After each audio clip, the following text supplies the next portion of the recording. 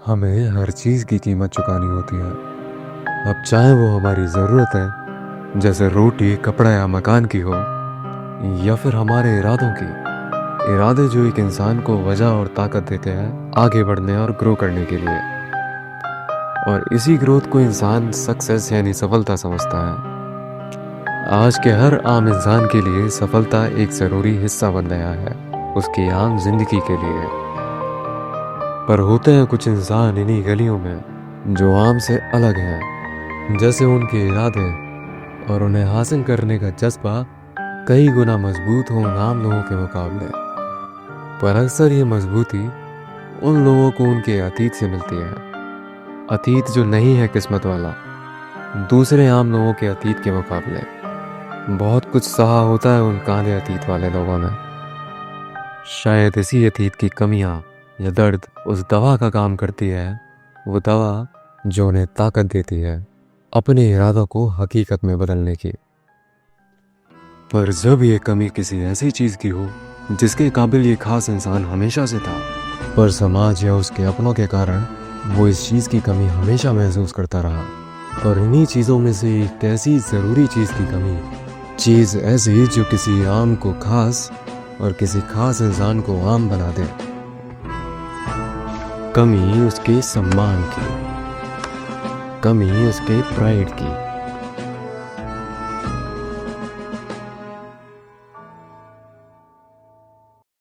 गर्व की वो भावना जो उसके अतीत और उसमें छुपे लोगों ने ना छीनी होती उससे, तो कोई नहीं होता राक्षस बचपन से ही। ये वो हालात ही है जो उसे एक निर्दयी न रुकने वाला दरिंदा बनने पे मजबूर कर देते हैं। जब उसके हालात उस पर हावी होना शुरू कर दें तो वो खो बैठता है अपने सोचने की शक्ति को, सोचने की वो शक्ति जिससे वो समझ पाता बेवकूफ़ी और बहादुरी के बीच की दीवार को। फिर इसी न समझी और शक्तिहीनता का परिणाम होता है उसके बचे हुए गर्व का अहंकार में बदल जाना।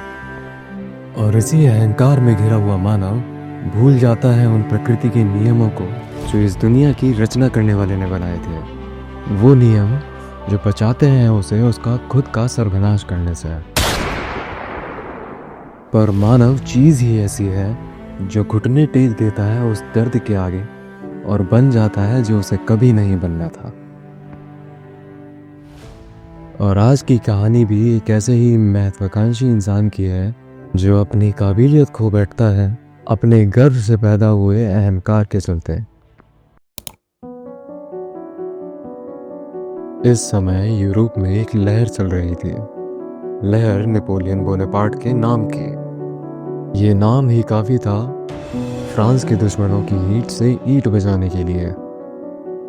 नेपोलियन फ्रांस साम्राज्य का सम्राट था।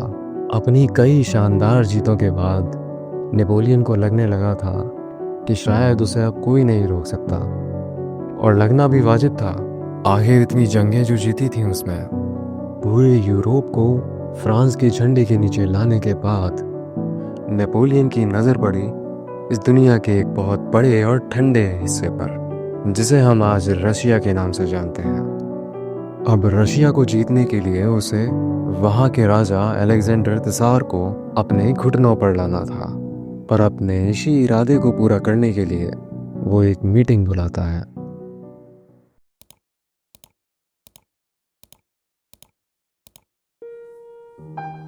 तो मिनिस्टर्स, मैं रशिया के साथ एक जंग पर जाना चाहता हूँ ताकि हम अपने अंपायर को और बड़ा कर सकें। पर महाराज, रशिया एक ठंडा इलाका है, और अगर हम ऐसे में रशिया पे हमला करते हैं तो रशियन आर्मी हमारी सेना की हड्डियां तोड़ देगी। इसीलिए हम हमला गर्मियों की शुरुआती दिनों में करेंगे। पर महाराज, तसार बाकी देशों के मुकाबले काफी ताकतवर और शातिर भी है। तुम जानते हो ना, हमें ना सुनने की आदत नहीं है।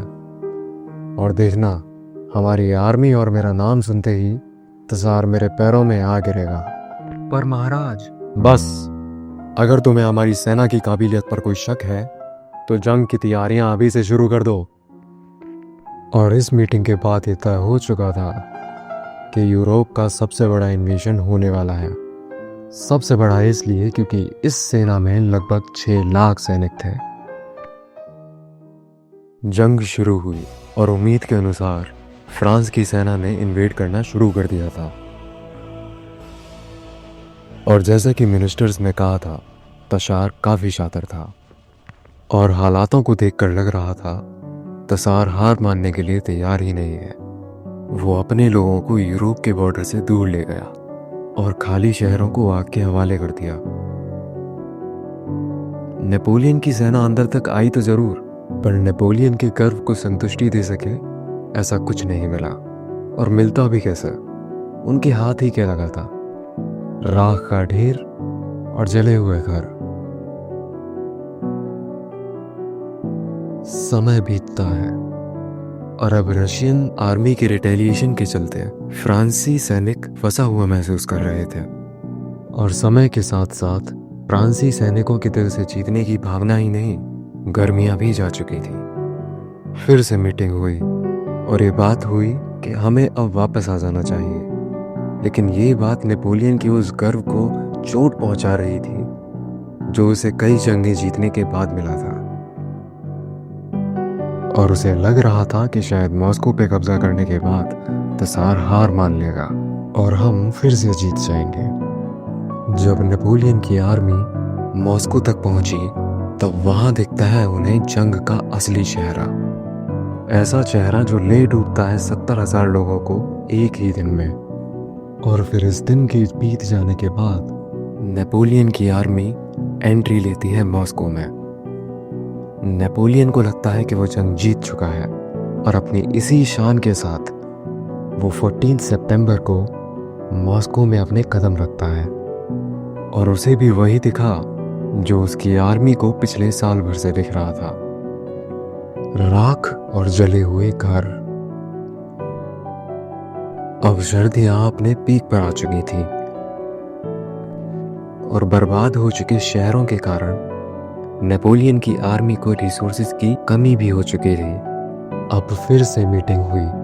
फिर ये डिसाइड हुआ कि वापस लेते हैं अपने सभी सैनिकों को। और इस बार नेपोलियन की छोटी शान को हालातों के सामने झुकना पड़ता है और ये आधी जीती और आधी हारी हुई जंग यही खत्म होती है। पर नेपोलियन के कभी हार न मानने के गर्व ने 5 लाख से भी ज्यादा लोगों की जान ले ली थी।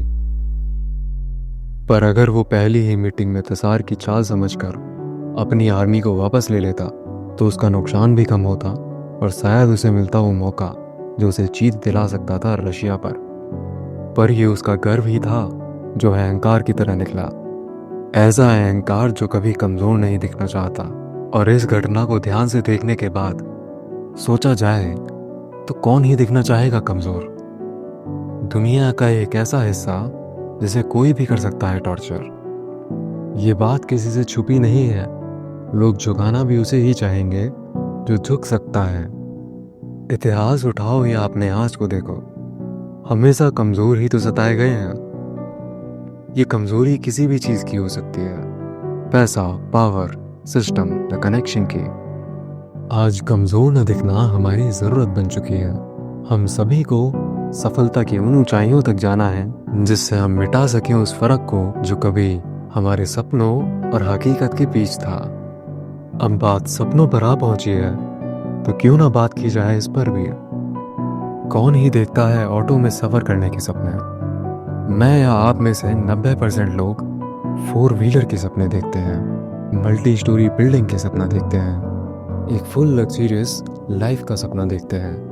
और क्यों ना देखें, ये स्टैंडर्ड जो बन चुका है पावरफुल दिखने का। अगर देखा जाए तो सफल होना भी एक स्टैंडर्ड बन चुका है पावरफुल दिखने का। इसीलिए तो एक सरकारी नौकर प्राइवेट जॉब होल्डर के मुकाबले एक राजा की तरह ट्रीट होता है, चाहे वो प्राइवेट जॉब होल्डर अपने फील्ड में कितना भी माहिर हो उस नौकर के मुकाबले। ये दिखाता है उस डर को जो लोगों को मजबूर करता है रियलिटी को छोड़ दिखावे के पीछे जाने के लिए, ऐसे दिखावे की तरफ जो इन्हें कभी चाहिए भी नहीं था। और तब लोग इस डर के चलते वो बन जाते हैं जहां इन्हें इसका एहसास कम होता है। और तब इन्हें वो मिलता है जिसके बारे में मैं शुरू से बता रहा हूँ, गर्व। बहुत छोटा सा फर्क है गर्व और अहंकार के बीच। जब कोई इंसान ये समझने लग जाए कि उसे जीत मिली है अपने डर के सहारे, फिर उसे उसी गर्व में अहंकार दिखने लगता है जो उसे डर के सहारे आगे बढ़कर मिला था। तो समझदारी किस में है? डर से जीतने में, या डर को वजह बनाकर आगे बढ़ने में जो आपकी मदद करेगा आपकी ग्रोथ में? फैसला आपका है।